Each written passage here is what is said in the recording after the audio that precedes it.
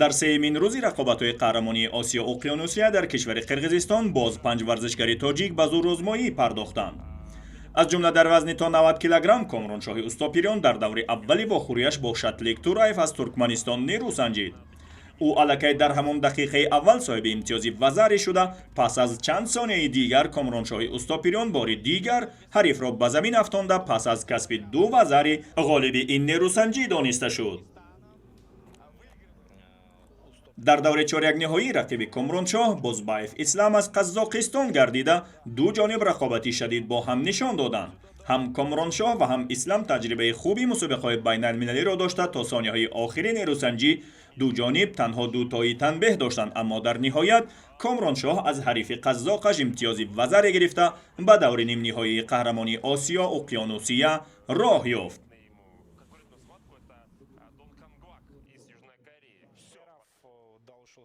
барои баромадан ба финали вазни то 90 килограмм устопирён бо варзишгари ҷопонӣ соҳибони риштаи ҷудо зур озмуд. ҳарифаш дар солҳои қаблӣ ҷоизадори чемпионати ҷаҳон, ғолиби чанд гранд слем буда, таҷрибаи бояш дар рақобат эҳсос мегардид. расо 1 дақиқа пас аз оғози нерӯсанҷӣ Мукаи ҷопонӣ комроншоҳро ба тахтаи пушт зада, имкони баромадан ба финалро аз варзишгари тоҷик гирифт. ҳамакнун комроншоҳ барои нишони биринҷӣ бо варзишгари чинӣ Буҳебилик рақобат хоҳад кард.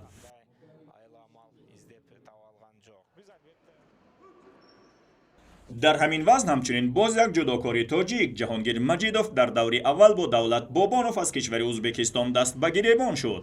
ҳарифи узбеки Ҷаҳонгир аллакай имсол ба финали Гранд-слеми Узбекистон баромада соҳиби нишони биринҷӣ шуда буд ва омодатар ба назар мерасиду баъди гузашти 1 дақиқа пас аз иҷрои усул дар ҳолати неваза низ рақобатро идома дода, бо усули буғӣ кардан бо имтиёзи ипон варзишгари тоҷикро аз идомаи рақобат маҳрум кард.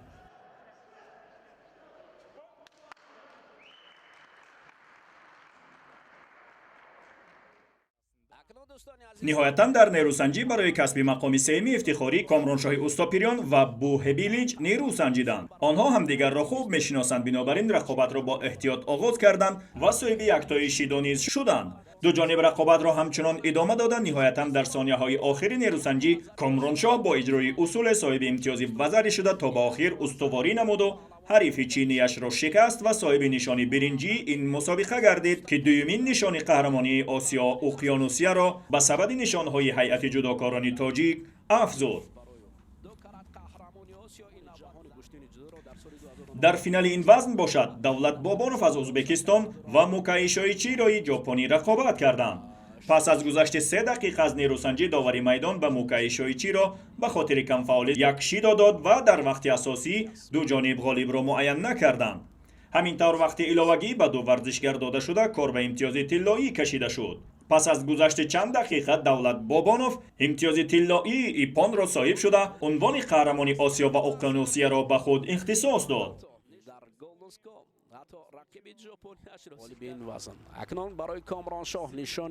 ҳамин тавр Бобонов соҳиби сеюмин медали тиллои ин мусобиқа шуда, Шоичиро ба медали нуқра иктифо кард. Гвак Дунган ва комроншоҳи устопирён низ соҳиби зинои ифтихории ин мусобиқа шуда, парчами Тоҷикистон низ дар баробари парчами дигар кишварҳо дар ин мусобиқаи байналмилалӣ боло бардошта шуд. дар вазни то 100 килограмм Тоҷикистонро дар қаҳрамонии Осиё уқёнусия Мансур Раҳмон намояндагӣ намуд. ӯ дар даври аввал бо Озшишек Такаги аз кишвари Австралия нерӯ санҷид, ки ҷоизадори ҳамин мусобиқа ва чанд гран-прии дигар дар соли 2019 гардида буд. албатта Мансур ҳам ҳамон солҳо миёни наврасон соҳиби нишони биринҷии ин мусобиқа шуда буд. пас аз чанд бор даст ба гиребон шудан, варзишгари австралӣ бо як партов соҳиби имтиёзи вазаре шуд. Мансур талош кард вазарии ҳарифро ҷуброн кунад, вале ним дақиқа монда ба анҷоми қувваозмоӣ Такаги Озшишек Мансурро 10 сония дар ҳолати асаи комин нигоҳ дошта, соҳиби як вазари дигар шуду варзишгари тоҷикро аз идомаи рақобат маҳрум кард.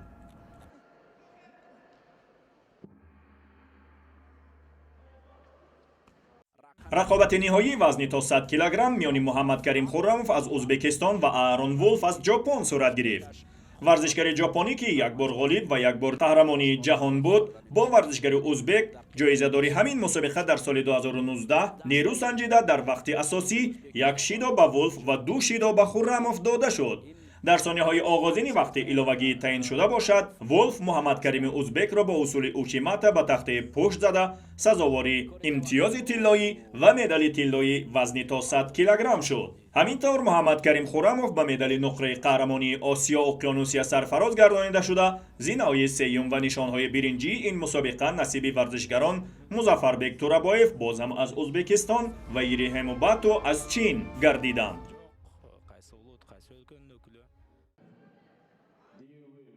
در وزن مطلق هم دو جودوکار معروف کشور اشتراک نموده. خورشید مجیدوف که هنگام نورسیش در چمپیونات آسیا و جام آسیا غالب شده بود، با ورزشگری با تجربه ازبک علیشیر یوسفوف که او هم در گذشته جایزه‌دار چمپیونات آسیا و گرند سلم و گرند پری ها بوده است، رقابت نمود.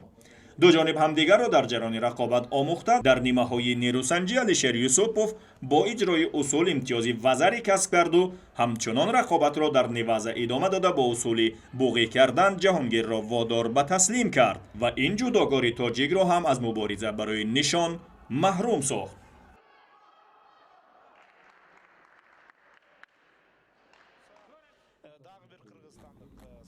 در همین وزن به اضافه 100 کیلوگرم همچنین شکستی تکنیکی کرمبیر از هندوستان باعث گردید تیمور رحیموف در دور چهاریک نهایی اولین نیروسنجیش را با یوری کراکوویتسکی جودوکار کشور میزبان قهرمانی آسیا اقیانوسیا انجام دهد. در دقیقه اول نیروسنجی هر دو به خاطر کم فعالی صاحب یک تای شیدا شدند. تلاش های دو جانب همچنان نتیجه نداشت و به خاطر کم فعالی ورزشکار قرغیز صاحب باز یک شیدای دیگر گردید. همینطور کار به امتیازهای طلایی کشیده شده خستگی ورزشگری کشور میزبان احساس می‌گردید و تیمور رحیموف نهایتاً پس از یک دقیقه وقت ایلوگی امتیازی طلایی را از کراکوویتسکی ستانیده راهی دور نیم نهایی گردید.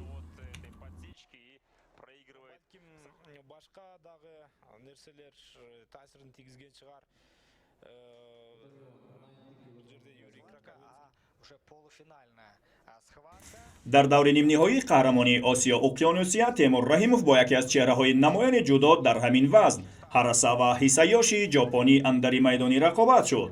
تیمور رقابت ارزنده با جودوکاری که در رده‌بندی جهانی در زینه دوم است نشان داده چندین تلاش دیدنی هم انجام داد، اما پس از گذشت 2.5 دقیقه هاراساوا توانست امتیاز وزری را صاحب شود. در ادامه تیمور تا آخر تلاش کرد نتیجه را دیگرگون کند، اما وقت تنگی نمود و هاراساوا راهی فینال وزن مطلق گردیده. تیمور رحیموف برای نشان برنجی با یراسیل کاژیبایف از قزاقستان نیرو خواهد سنجید.